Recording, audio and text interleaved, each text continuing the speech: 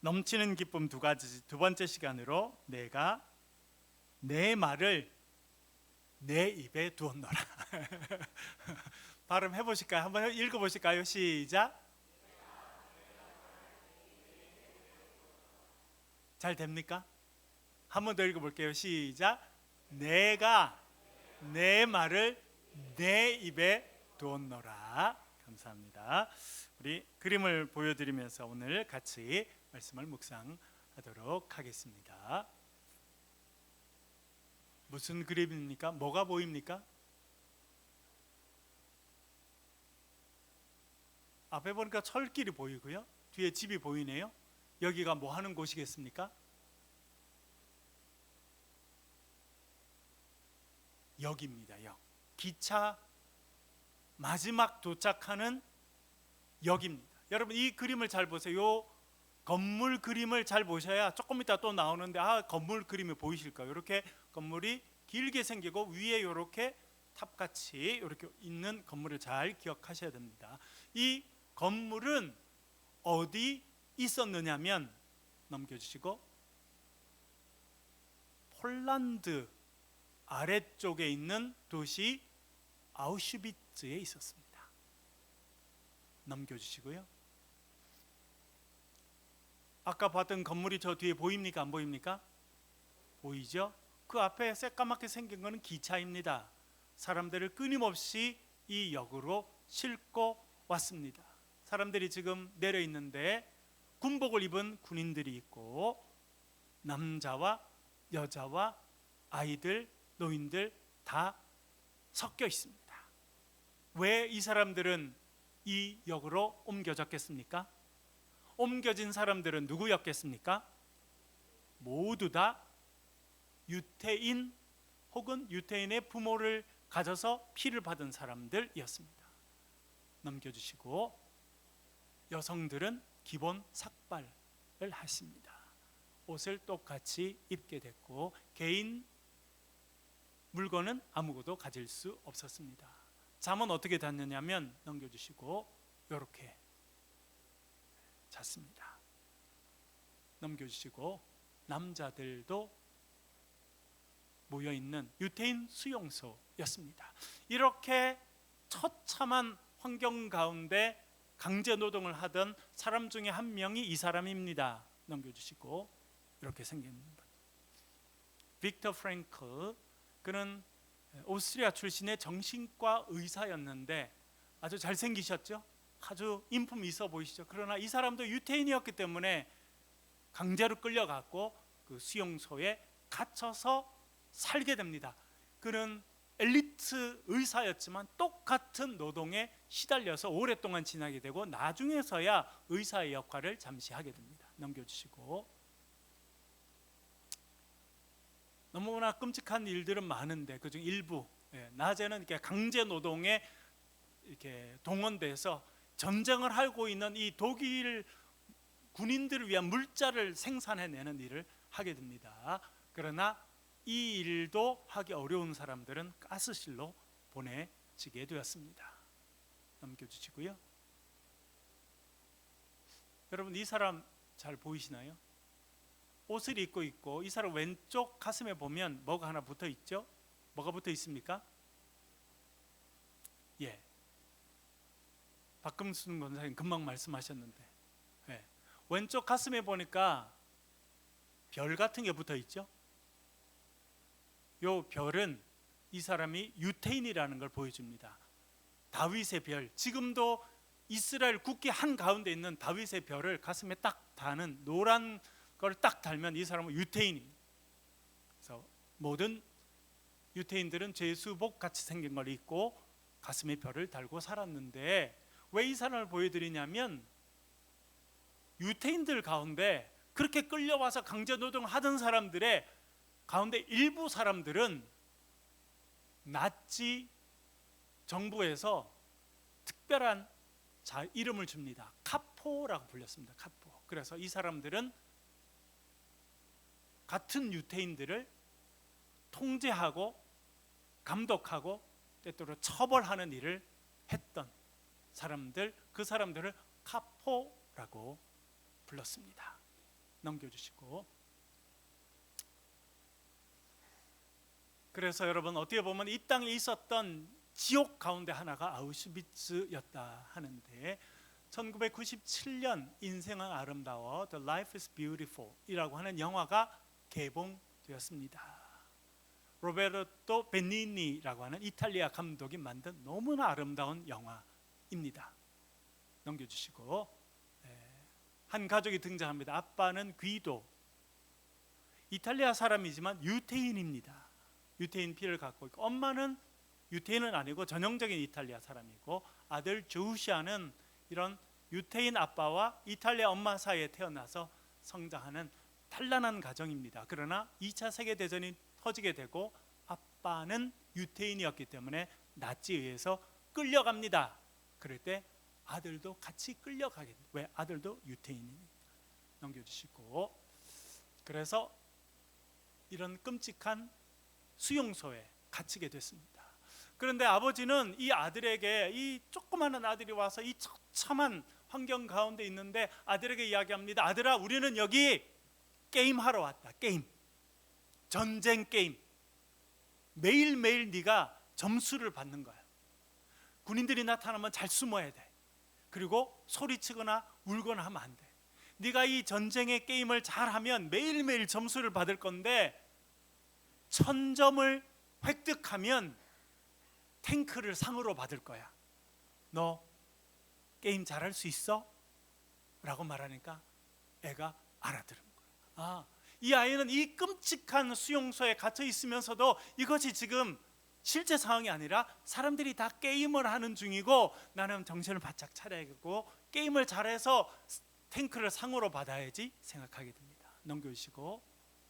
그래서 이 주시아는, 이 어린아이는 이 끔찍한 수용소에 있으면서도 아빠의 사랑을 받고 또 게임을 열심히 잘해서 상을 받아야겠다 생각하고 아주 밝게 지내는 모습이 영화에 나옵니다. 그럼 엄마는요? 엄마는 유태인이 아니었으니까 끌려올 필요가 없었는데 남편과 아들이 끌려가게 되자 자기도 수용소에 넣어달라고 부탁하게 됩니다. 넘겨주시고.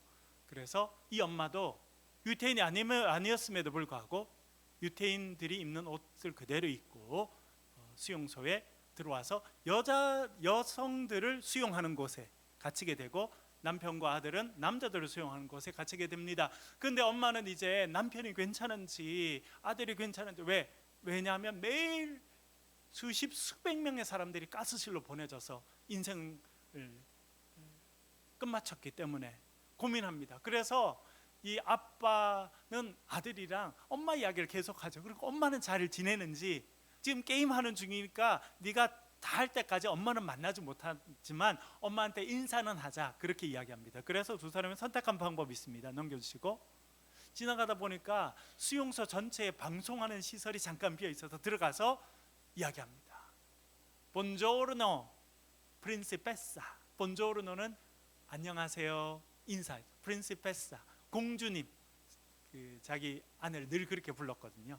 안녕하세요 공주님, 이렇게 인사를 해서 엄마가 남편과 아들이 아직 살아있구나 하는 것을 알게 됩니다. 그래서 이 처참한 유태인 수용소 가운데서도 아들은 게임을 매일 하면서 지내게 됩니다. 넘겨주시고.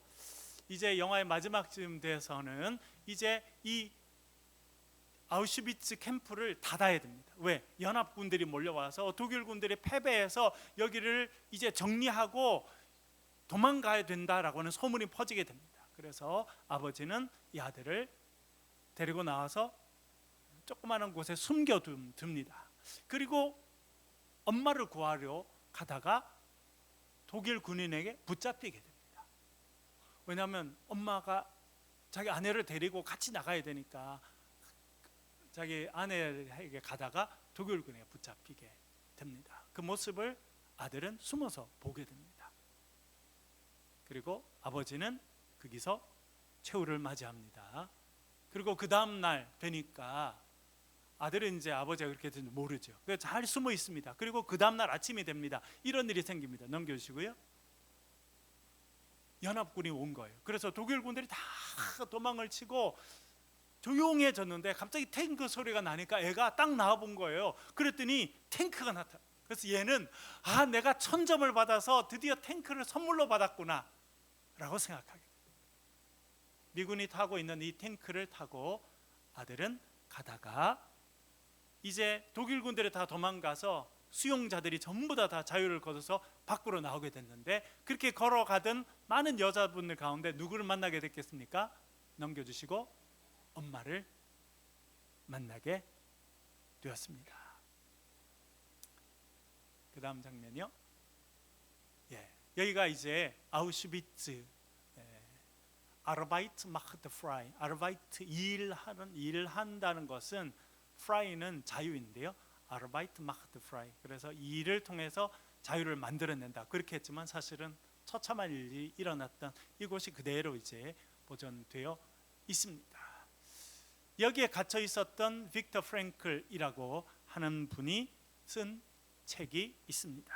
넘겨주시고요.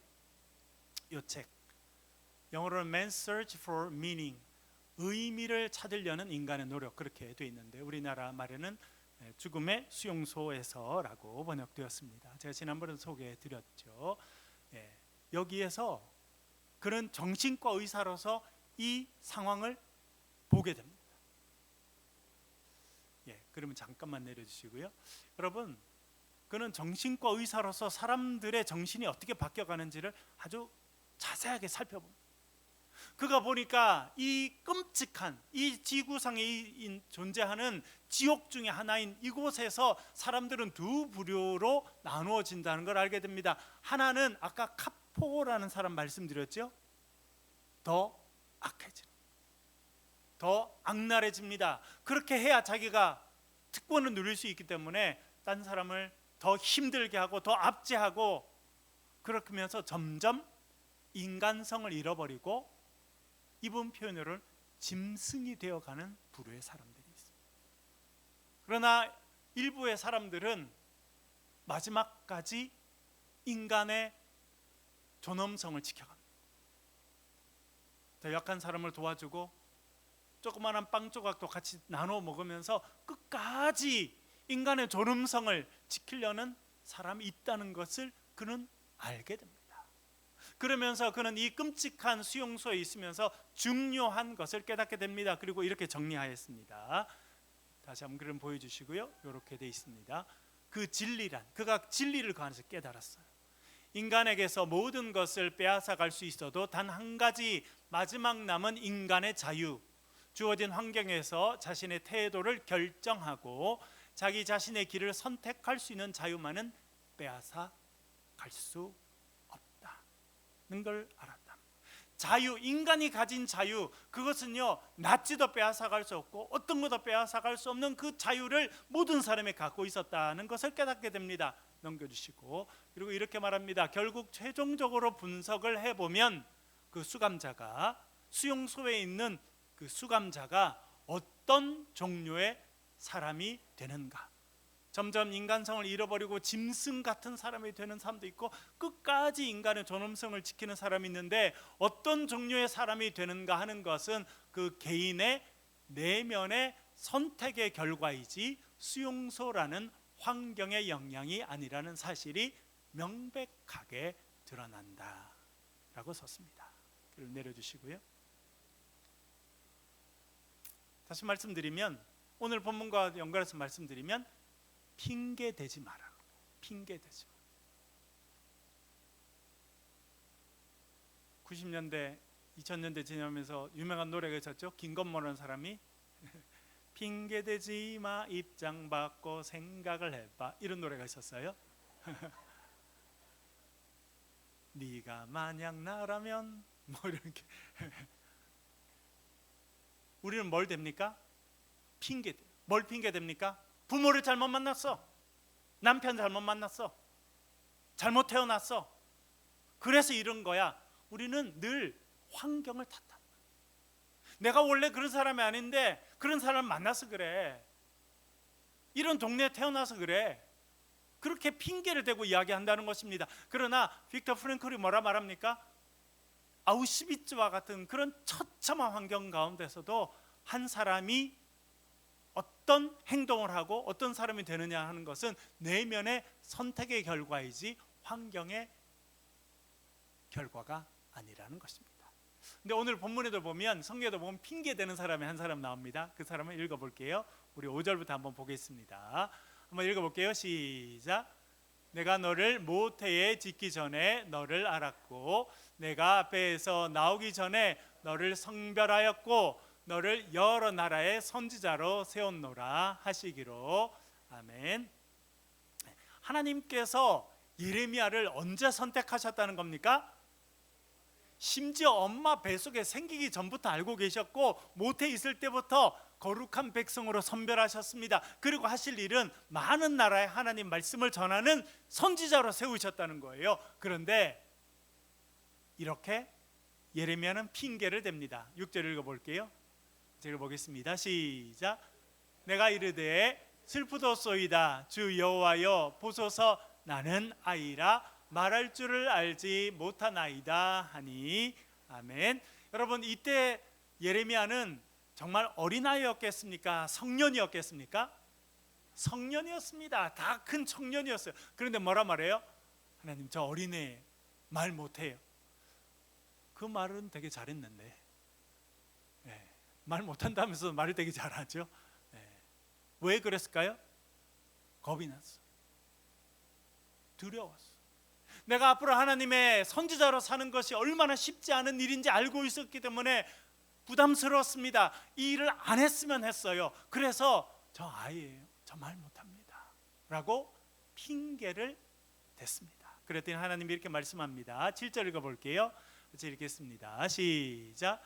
여호와께서 내게 이르시되 너는 아이라 말하지 말고 내가 너를 누구에게 보내든지 너는 가며 내가 내게 무엇을 명령하든지 너는 말할지니라. 아멘. 하나님 뭐라 말씀하십니까? 너는 아이라고 말하지 마라. 야, 핑계 대지 말아라. 내가 보내면 가거라. 내가 말하라고 하면, 명령하면 그 명령을 따르라 말씀합니다. 그리고 이렇게 말씀하십니다. 8절 읽어볼게요. 같이 읽겠습니다. 시작. 너는 그들 때문에 두려워하지 말라. 내가 너와 함께하여 너를 구원하리라. 나 여호와의 말이니라 하시고. 아멘. 뭐 하지 말라 말씀합니까? 두려워하지 말아라. 두려워하지 말라는 근거가 무엇입니까? 내가 너와 함께 하신 하나님께서 오늘도 우리와 저와 여러분 모두와 함께 하시는 줄로 믿습니다. 그러니 두려워할 것이 없습니다. 9절 이렇게 말씀합니다. 한 번 더 읽어볼게요. 읽겠습니다. 시작. 여호와께서 그의 손을 내밀어 내 입에 대시며 여호와께서 내게 이르시되 보라 내가 내 말을 내 입에 두었노라. 아멘. 뭐라 말씀하십니까? 네가 아이라고 말하지 못한다고? 내가 나의 말을 너의 입에 둘 것이다. 그러니 너는 두려워하지 말고 담대히 그 일을 감당하라. 여러분, 올 한 해 핑계대지 마시고 하나님 맡기신 일 넉넉히 감당할 줄 믿고 기도하면서 사명 감당하는 복된 한 해 되시길 주의 이름으로 간절히 축원합니다.